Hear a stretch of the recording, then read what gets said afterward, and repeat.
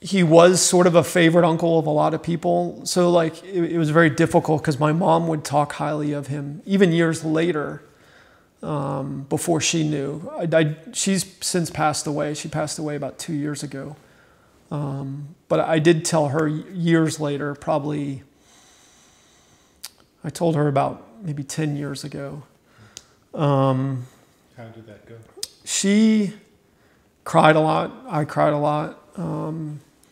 She, I think, carried a little bit of guilt, because she remembers taking me over there. So she felt, in some ways it was her fault. So she was really the second person I told, besides my wife. My wife is who kind of helped me finally gather the courage to tell her. My daughter, okay, so actually it was probably more than 10 years ago, because I think my daughter was relatively a newborn, and she's 18 now.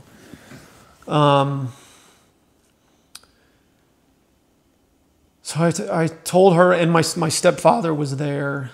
He was not dismissive of it, but he was a little, I think he even mentioned something. He was of the mindset, like he just was like, well, you just got to blow it off, And I sensed, and I think he even maybe said something that something must have happened to him when he was young, but he didn't want to talk about it, and he wasn't real comfortable me talking to my mom about it.